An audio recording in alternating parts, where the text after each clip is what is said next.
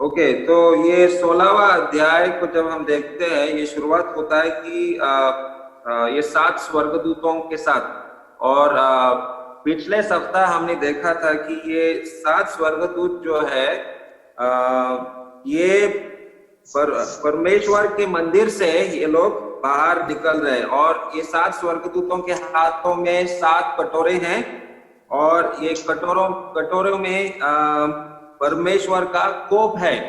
और ये अभी ये स्वर्गदूत अभी ये 16वां अध्याय में परमेश्वर का आज्ञा से वो लोग इन कटोरों को उड़ेलने वाले हैं। तो ये 15वां अध्याय और 6ठा वचन में पहले हमने देखा कि वहां पर ये 7 स्वर्गदूत है। लेकिन 16वां अध्याय और पहला वचन में वहां पर आपको परमेश्वर का वाणी है, परमेश्वर का आवाज आ रहा है, और परमेश्वर उनको कह रहा है कि तुम जाओ।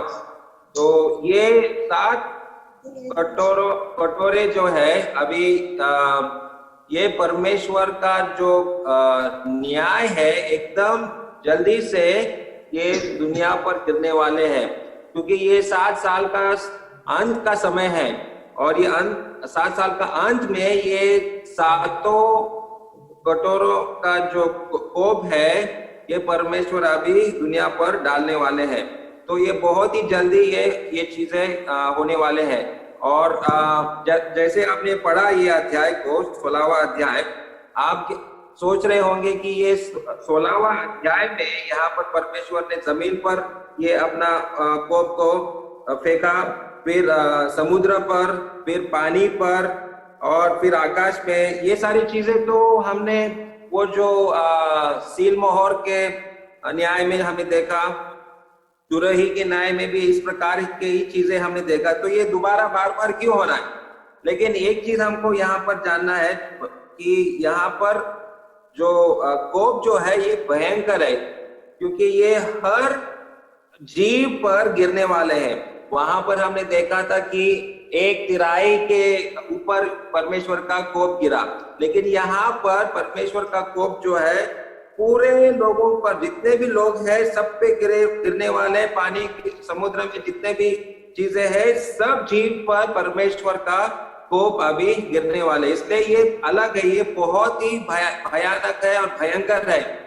और तिरही न्याय और वो जो सील मोहर न्याय से ये सबसे भयानक है। और ये चीज हमको याद करना है कि ये न्याय परमेश्वर का कोप का अंत है। 15वां अध्याय और पहला वचन पढ़ो। পরে আমি স্বর্গে আরেক চিহ্ন দেখিলাম, তাহা মহৎ ও অদ্ভুত।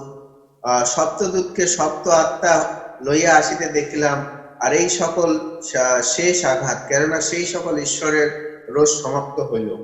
हाँ, ये समाप्त है, परमेश्वर का कोप का समाप्त है। तो ये 7 कटोरे जो है अभी परमेश्वर का कोप का समाप्त है। तो ये 7 कटोरे बहुत ही जल्दी एक के बाद एक ये पृथ्वी पर गिरने वाला है। और प्रकाशित वाक्य का 16वां अध्याय 2 वचन, वहां पर पहला स्वर्गदूत आपको मिलेगा। तो यहाँ पर 2 वचन में 16वां अध्याय 2 वचन में ऐसा देखा है, सो पहले ने जाकर अपना कटोरा पृथ्वी पर उड़ेल दिया, और उन मनुष्यों के जिन पर पशु की छाप थी और जो उसकी मूरत की पूजा करते थे, एक प्रकार का बुरा और दुखदायी फोड़ा निकला। तो ये पहला जो कटोरे से क्या निकला? फोड़ा निकला। और ये उन पर गिरा, मतलब पूरे जितने भी लोग हैं अभी दुनिया में रह चुके हैं, सब पे ऊपर ये फोड़ा आया है। और क्यों आया है? 13वां अध्याय और 4था वचन पढ़ो निखिल।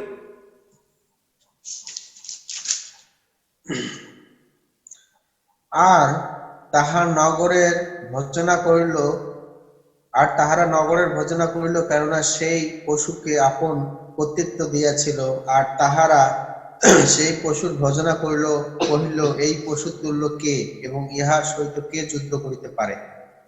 हाँ, तो यही लोग हैं जो यहाँ पर इस अजगर का वो लोग पूजा किया, और वो लोग कह रहे कि अजगर जैसा कौन है, कौन इसके साथ लड़ाई कर सकता है।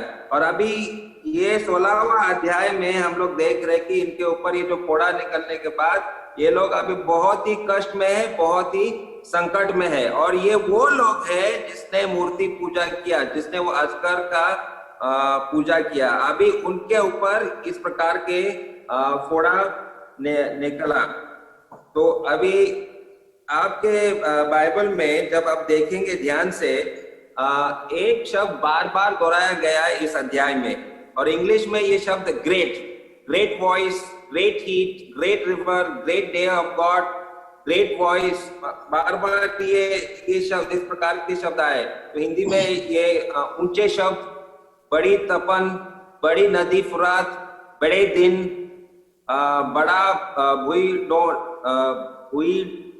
डोल, बड़ा बाबुल, बड़े ओले, ये बड़े बड़े बड़े ये शब्द करीबन 11 बार आपके इस अध्याय में आ चुके हैं। ग्रेट ग्रेट ग्रेट ये बार बार दोहराया गया। तो मतलब बहुत ही बड़ा चीज यहाँ पर हो रहा है, बहुत ही भयानक चीज यहाँ पर हो रहा है। परमेश्वर का क्रोध सबसे भयानक है, सबसे बड़ा है, और ये चीजें हमको ये 16वां अध्याय में हम लोगों को देखने को मिलता है। अभी दूसरा जो स्वर्गदूत है, ये तीसरा वचन में वो कह रहा है कि और दूसरे ने अपना कटोरा समुद्र पर उड़ेल दिया, और वह मरे हुए का सा लहू बन गया, और समुद्र में का हर एक जीवधारी मर गया। तो दूसरा स्वर्गदूत ने उसका कटोरे समुद्र पर फेंक दिया, और समुद्र का पानी पूरा लाल हो गया।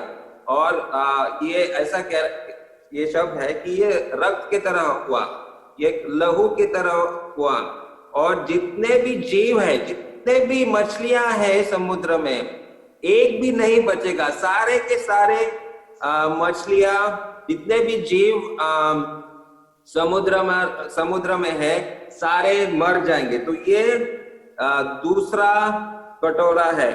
अभी तीसरा कटोरा जो है, ये चौथा वचन में आपको मिलता है। चौथा वचन में ऐसा लिखा है, और तीसरे ने अपना कटोरा नदियों और पानी के सोतों पर उड़ेल दिया, और वे लहू बन गया। तो समुद्र का पानी लहू बन गया, और अभी ये जो पीने का पानी है, साफ पानी है, नदी का पानी है, वो भी पानी अभी लहू हो गया, और कुछ भी पानी बचेगा नहीं।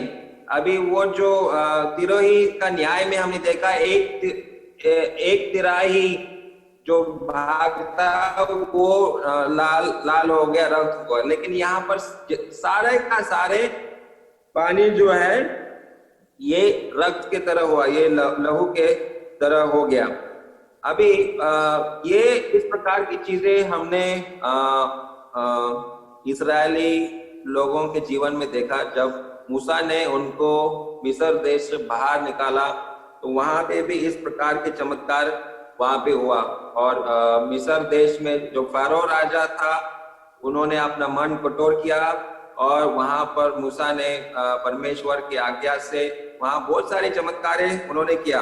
बिल्कुल इस प्रकार से जो चीजें यहाँ पर हो रहा है प्रकाशित वाक्य का 16वां अध्याय, निर्गमन का किताब में, यात्रा पुस्तक का किताब में ये चीजें आपको देखने को मिलेगा। ये सारे रेफरेंसेस वगैरह में आपको बाद में मैं आपको भेज दूंगा कि निर्गमन में कैसा ये हुआ, और यहाँ प्रकाशित वाक्य में कैसा हुआ। ये सारी चीजें मैं आपको बाद में भेज दूंगा।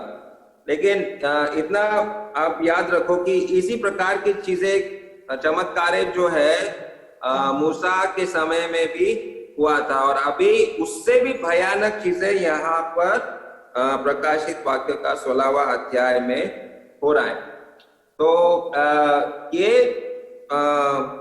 जरा ये वचन पढ़ो, 16 छठा वचन, वर्स 6, चैप्टर 16 वर्स 6।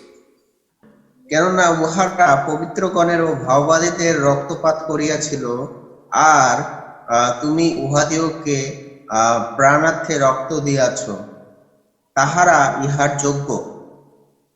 तो क्यों परमेश्वर ये कर रहा है? क्यों पूरा का पूरा पानी को लहू रक्त के तरह बना दिया? क्योंकि ये लोगों ने परमेश्वर के संत लोगों को मार डाला। और प्रकाशित वाक्य का 6वां अध्याय, ये हमने देखा था, रेवलेशन चैप्टर 6, प्रकाशित वाक्य का 6वां अध्याय और 9 और 10 पढ़ो। তখন মনুষ্যরা মহা উত্তাপে তাপিত হইল এবং যিনি এই সকল আঘাতের উপরে কর্তৃত্ব করেন সেই ঈশ্বরের নামে নিন্দা করিল, তাহাকে গৌরব প্রদান করিবার জন্য মন ফিরাইল না। পরে পঞ্চম দূত সেই পশুর সিংহাসনের উপরে আপন বাটি ঢালিলেন, তাহাতে তাহার রাজ্য অন্ধকারময় হইল এবং লোকেরা বেদনা প্রযুক্ত আপন আপন জিহ্বা চর্বণ করিতে লাগিল। हाँ, तो ये संत लोग यहाँ पर प्रार्थना कर रहे हैं कि हे प्रभु, हमारा जिन्होंने खून किया उसका बदला आप कब लेंगे? हमारा खून का बदला आप कब लेंगे? तो यहाँ पर प्रकाशित वाक्य का 16वां अध्याय में उस प्रार्थना का उत्तर उनको मिल रहा है। और जिन लोगों ने ये संत लोगों को मार डाला, उनका खून किया, आज उनको यहाँ पर खून पीने को मिल रहा है। और कितना भयानक होगा, एक बूंद पानी कहीं पे भी नहीं है, तो क्या समस्या गिरेगा दुनिया पर। और यहाँ पर उनको खून पीना पड़ेगा, जब प्यास लग रहा है तो खून पीना पड़ेगा। तो ये बहुत ही खराब अवस्था होगा, बहुत ही भयानक अवस्था होगा। और जिन लोगों ने प्रभु के संत लोगों को मारा, अभी उन्हीं को खून पीना पड़ेगा। तो ये हुआ तीसरा कटोरा। और चौथा कटोरा आपको 8 और 9 वचन में मिलेगा। 8वां वचन में पढ़ूंगा। और चौथे ने अपना कटोरा सूर्य पर उड़ेल दिया और उस मनुष्य को आग से झुलसा देने का अधिकार दिया गया। तो यहाँ पर ये कटोरे जो है सूर्य पर गिरा, और सूर्य का जो रोशनी इतना तेज हो गया कि लोग जलने लगा, चमड़ा लोगों का जलने लगा। तो ये बहुत ही भयानक ये क्रोध परमेश्वर का ये ताप की तरह ये लोगों के ऊपर गिरने वाले हैं। और पांचवा जो है, 5वां कटोरा, ये आपको 10वां वचन में मिलेगा। यहाँ पर लिखा है कि और 5वें ने अपना कटोरा उस पशु के सिंहासन पर उड़ेल दिया और उसके राज्य पर अंधेरा छा गया और लोग पीड़ा के मारे अपनी अपनी जीभ चबाने लगे। अभी ये चौथा में इतना रोशनी, इतना गर्मी कि जलने लगा। अभी 5वां में इतना अंधकार, और वहां पर इतना भयानक अंधकार, ये जिस प्रकार से हमने मिस्र देश में जब मूसा ने अंधकार लाया, बिल्कुल उसी प्रकार का अंधकार यहाँ पर भी हो रहा है। और ये ऐसा अंधकार है जो आप स्पर्श कर सकते हैं, इस प्रकार का अंधकार है। और ये अंधकार से लोग इतने परेशान हो गया कि वो अपना जीभ चबाने लगे। कितना भयानक है ये अवस्था, सोचने से भी ये बहुत ही खराब है। तो ये 5वां कटोरा है। और 6वां कटोरा जो है आपको 12वां वचन में मिलेगा। 12वां वचन में ऐसा लिखा है कि और 6वें ने अपना कटोरा बड़ी नदी फुरात पर उड़ेल दिया और उसका पानी सूख गया कि पूर्व दिशा के राजाओं के लिए मार्ग तैयार हो जाए। और ये यूफ्रेटिस नदी जो है, कल ही हमने देखा कि अब्राहम को परमेश्वर ने बोला था कि तुम्हारा जो बाउंड्री होगा, जहां तक तुमको जमीन मिलेगा, जो देश होगा, ये समुद्र से यूफ्रेटिस नदी तक आपको मिलने वाला है। थोड़ा थोड़ा ये वचन पढ़ो, जेनेसिस चैप्टर 15 वर्स 18, आदि पुस्तक 15-18। সেই দিন সদাপ্রভু আব্রাহামের সহিত নিয়ম স্থির করিয়া কহিলেন, আমি মিশরের নদী অবধি মহানদী ফরাত নদী পর্যন্ত এই দেশ তোমার বংশকে দিলাম। ओके, तो फरात नदी तक अब्राहम को वो देश दिया गया था, तो ये बाउंड्री बन गया था। अभी ये क्या हो रहा है, ये बाउंड्री जो है अभी निकल गया, और बाउंड्री निकलने की वजह से पूर्व से जो लोग हैं, मतलब पूर्व से मतलब चीन हो गया, भारत देश हो गया, यहाँ से सैनिक अभी निकलने वाले हैं। और ये फरात नदी जो है बहुत ही बड़ा है, जिस प्रकार का हमारा जो गंगा नदी है, इस प्रकार का ही ये नदी है। इसका मैंने थोड़ा सा डॉक्यूमेंट्री भी देखा, लेकिन ये डॉक्यूमेंट्री में ऐसा बोल रहा है कि ये नदी अभी सूखने वाला है, क्योंकि इराक के ऊपर के जो देश है, मतलब टर्की और सीरिया जो देश है, जहां से ये नदी शुरू होता है, उन्होंने वहां पर इंग्लिश में बोलते हैं डैम को बनाया और पानी को रोक दिया, और वहीं पे पानी खत्म हो रहा है। वो नीचे बेबीलोन देश में जहाँ पे इराक है, वहां तक पानी नहीं जा रहा है, इसलिए नदी सूख रहा है, और यहाँ से रास्ता बहुत ही आसानी से बन सकता है। तो ये विशाल नदी जो है ये सूख जाएगा। जरा सोचो, अगर गंगा नदी, हमारे देश में गंगा नदी है, तो सूख जाएगा तो कितना बड़ा लॉस होगा हमारे देश के लिए। तो इस प्रकार से ये फुरात नदी जो है ये सूख जाएगा, और रास्ता आसानी से बन जाएगा, जहां से लोग पूर्व से पश्चिम तक जा सकते हैं। लेकिन ये क्यों जाएंगे, क्या कारण है यहाँ पर लोग पूर्व दिशा से पश्चिम दिशा तक आने के लिए, क्या कारण होगा? तो वो आपको 14वां वचन पे मिलता है। Read verse 14। তাহারা ভূতদের আত্মা নানা চিহ্ন কার্য করে, তাহারা জগৎ সমুদয়ের রাজাদের নিকটে গিয়া সর্বশক্তিমান ঈশ্বরের সেই মহাদিনের যুদ্ধার্থে তাহাদিওকে একত্র করে। ओके, तो ये प्रभु के विरुद्ध लड़ाई करने के लिए ये लोग आ रहे हैं। तो हमारे एक इंग्लिश ट्रांसलेशन में ऐसा लिखा है, they are coming to fight against the lord. ये हिंदी में साफ समझ में नहीं आ रहा है, और दूसरे ट्रांसलेशन में भी साफ समझ में नहीं आ रहा है ये लोग क्यों आ रहे हैं। लेकिन ये प्रभु के विरोध में लड़ाई करने के लिए ये लोग आ रहे हैं, ये सैनिक आ रहे हैं। अभी 7वां जो कटोरा जो है ये आपको 17वां वचन में मिलेगा, और 7वां कटोरा है, और 7वें ने अपना कटोरा हवा पर उड़ेल दिया, और मंदिर के सिंहासन से यह बड़ा शब्द हुआ कि हो चुका। अभी ये 7वां कटोरा है, ये लास्ट है, और इसलिए लास्ट में यहाँ पर कह रहा है कि हो चुका है। अभी प्रश्न ये होता है कि ये हवा में क्यों डाल रहा है परमेश्वर, ये हवा में ये कटोरा को क्यों उड़ेल दिया? तो इसको समझने के लिए आपको Ephesians chapter 2 verse 2, Ephesians chapter 2 verse 2 में आपको थोड़ा सा आइडिया मिलेगा।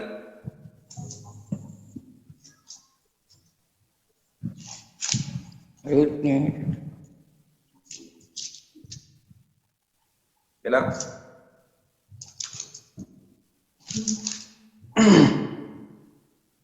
2:2 यस।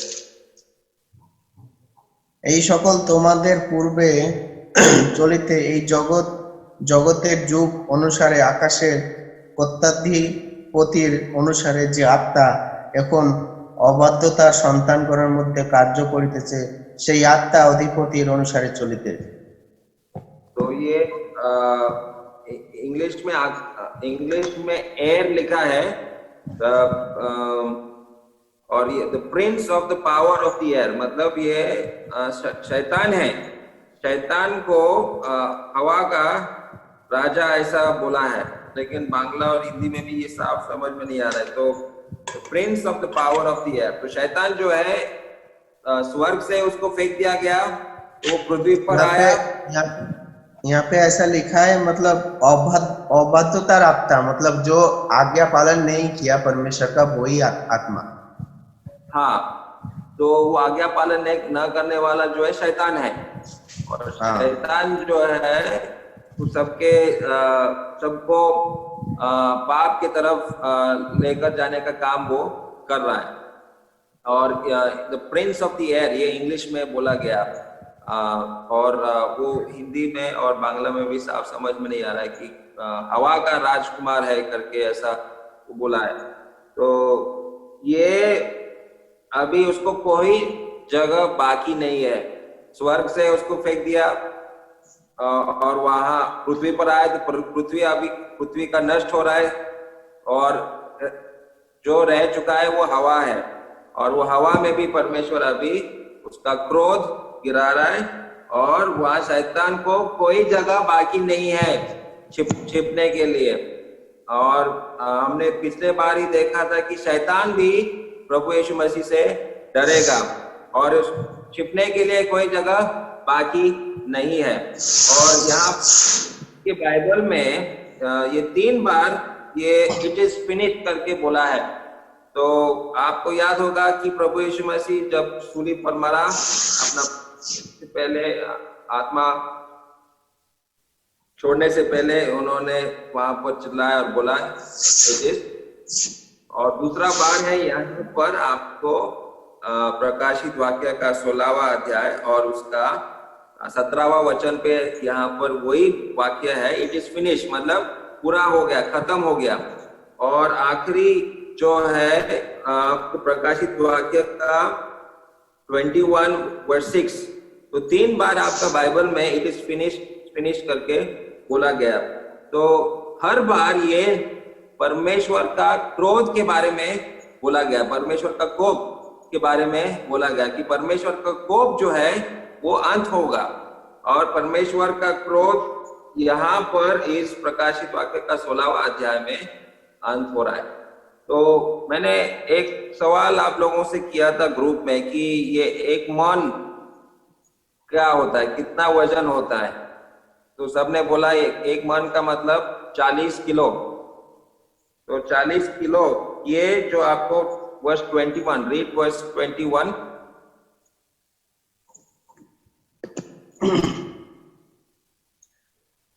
আর আকাশ হইতে মনুষ্যদের উপরে বৃহৎ বৃহৎ শিলাবর্ষণ হইল, তাহার এক একটি 100 তলান্ত পরিমিত। এই শিলাবৃষ্টির আঘাত প্রযুক্ত মনুষ্যরা ঈশ্বরের নিন্দা করিল, কারণ সেই আঘাত অতিশয় ভারী ছিল। वो इसका वजन वहां पे बोला नहीं है, एक मौन करके नहीं बोला है। 100 তলান্ত। हाँ, इधर मेरा बाइबल में लिखा है 1 मन। 1 मौन लिखा है ना? हाँ, तो 1 मौन का मतलब 40। हाँ, एक मन, यस। ओके, तो 1 मन मतलब 40 किलो का एक পাথর। शिला, क्या बोलता है उसको? পাথর। शिलावृष्टि। हाँ, शिलावृष्टि। ओके, ये एक पत्थर का वजन होगा 40 किलो। जरा सोचो, ये आप आकाश से इतना भारी वजन किसी के सिर पर गिरेगा तो क्या होगा, क्या अवस्था होगा? तो लोग यहाँ पर छिपने के लिए कोई जगह बाकी नहीं है। लोगों के ऊपर परमेश्वर का क्रोध गिरने वाला है। तो ये बहुत ही भयानक दिन होंगे जब ये परमेश्वर का कोप ये 16वां अध्याय में गिरने वाला है। लेकिन यहाँ से हम लोग क्या सीख सकते हैं? ठीक है, परमेश्वर का कोप गिर रहा है यहाँ पर, तो हमारे लिए यहाँ पर क्या सीखने के लिए है? तो इसी अध्याय में 3 बार यहाँ पर कह रहा है कि लोगों ने अपना मन नहीं फिराया। ये आपका 9वां वचन पे मिलेगा, रीड वर्स 9। তখন মনুষ্যরা মহা উত্তাপে তাপিত হইল এবং যিনি এই সকল আঘাতের উপরে কর্তৃত্ব করেন সেই ঈশ্বরের নামে নিন্দা করিল, তাহাকে গৌরব প্রদান করিবার জন্য মন ফিরাইল না। मन नहीं फिरा। फिर 11वां वचन,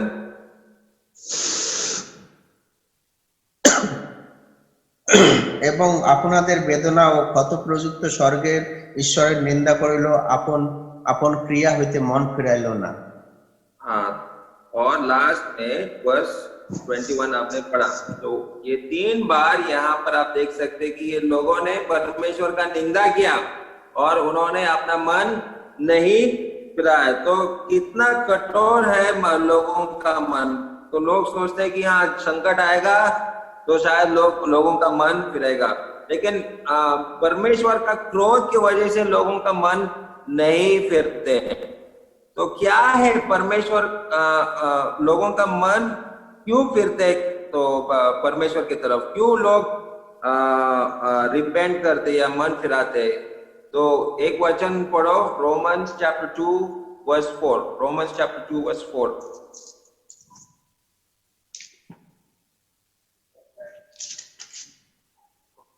অথবা তাহার মধুর ভাব ও ধৈর্য ও চিরসহিষ্ণুতা শ্রুব ধন কি হেয় জ্ঞান করিতেছে, ঈশ্বরের মধুর ভাব যে তোমাদিগকে মন পরিবর্তনের দিকে লইয়া যায়, ইহা কি জানো না? ओके, क्यों मन फिरते यहाँ पर? मधुर स्वभाव, परमेश्वर का मधुर स्वभाव। हाँ, because of the goodness of God. Okay, परमेश्वर का मधुर स्वभाव की वजह से लोगों का मन फिरते हैं। और वही हम अपने जीवन में भी जब देखते हैं, मैं प्रभु के पास क्यों आया? प्रभु का क्रोध की वजह से आया या परमेश्वर का भलापन, परमेश्वर का प्रेम के बारे में मैंने सुना इसलिए मैं प्रभु के पास आया? तो आज ये अनुग्रह के दिन है, अनुग्रह का समय है। आज आप परमेश्वर का जो मधुरपना जो है वो आज आप पा सकते हैं। वो परमेश्वर का क्रोध आपके लिए नहीं है, ये पापियों के लिए, खास करके शैतान के लिए और गिरे हुए स्वर्गदूतों के लिए ये क्रोध बना है। लेकिन यहाँ पर लोग जो मन नहीं फिराएंगे उनके ऊपर परमेश्वर का क्रोध गिरने वाले हैं। और एक चीज हम लोग इस अध्याय से देखते हैं, 15वां वचन पढ़ो, वर्स 15। আচ্ছা, দেখো আমি চোরের ন্যায় আসিতেছি, ধন্য সেই ব্যক্তি যে জাগিয়া থাকে এবং আপন বস্ত্র রক্ষা করে, যেন সেই উলঙ্গ হইয়া না বেড়ায় এবং লোকে তাহার অপমান না দেখে। ठीक है, इस वचन में 2 चीजें हम लोगों को सीखने को मिलता है। पहला चीज है कि प्रभु यीशु मसीह कब आएगा हम नहीं जानते हैं, कभी भी आ सकता है प्रभु यीशु मसीह। और दूसरा चीज जो हम सीखते हैं कि जब प्रभु यीशु मसीह आएगा तो हमारा अवस्था क्या होगा, किस प्रकार से हम लोग रहेंगे। तो ये अगर हमको जानना है कि ये वस्त्र हमारे ऊपर पाया जाना चाहिए, तो ये किस प्रकार के वस्त्र हम लोग पहनना चाहिए। तो ये वस्त्र को जानने के लिए इफिशियंस चैप्टर 4 वर्सेस 22 to 24 पढ़ो। Efficiency chapter 4 22 to 24।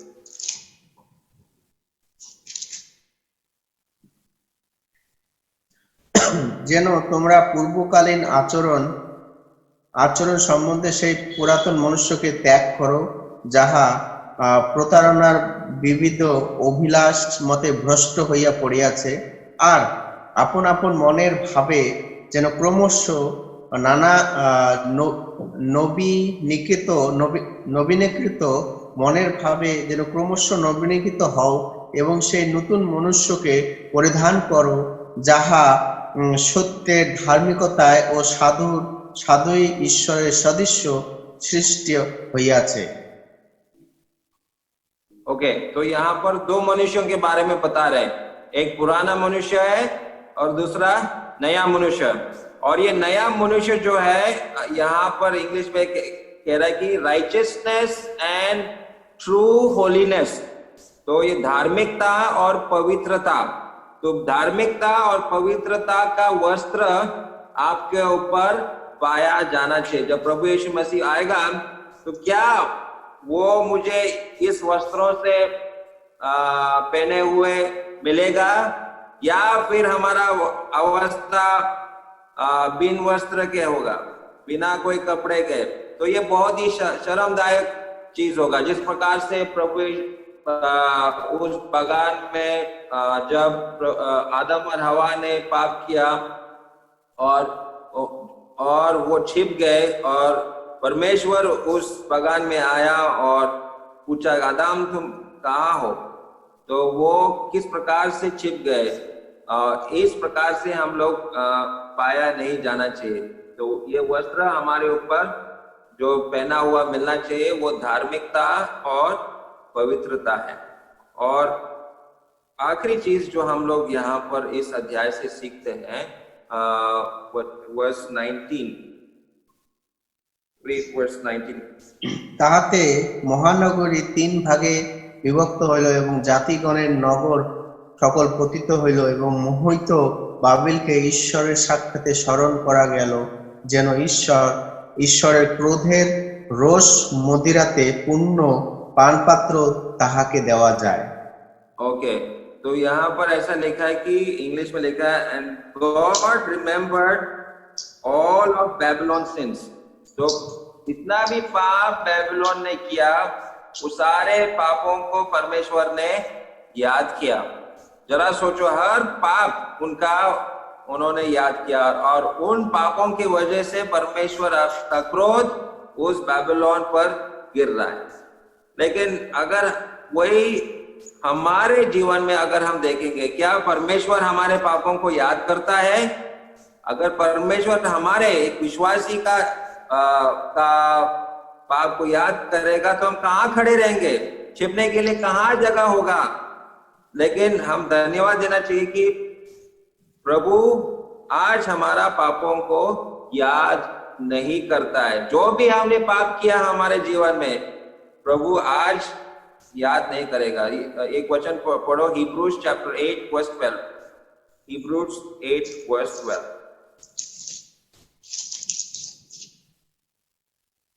কেননা আমি তাহাদের অপরাধ সকল ক্ষমা করব এবং তাহাদের পাপ সকল আর কখনো স্মরণে আনিব না।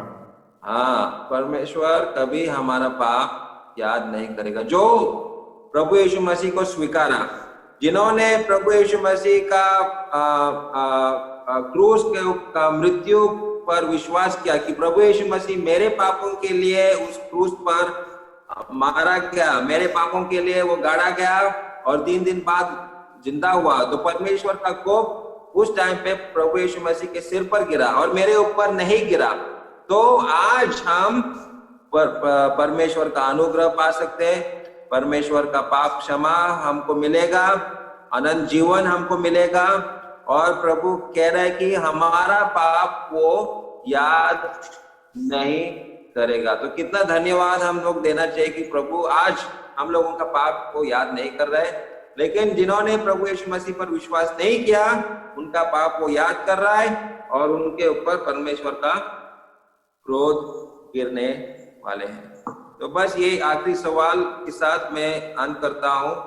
अगर ये चीजें आप लोग जान रहे हैं कि प्रभु हमारे वापस आ रहे हैं, तो आपका जीवन किस प्रकार का होना चाहिए? आप किस प्रकार से आप अपना जीवन को जी रहे हैं? ये प्रश्न आप अपने आप से करो और प्रभु से सहायता मदद मांगो। और ये सभा हम लोग यहीं पे अंत करते हैं। कोई भाई अगर प्रार्थना से के साथ अंत कर सकते हैं तो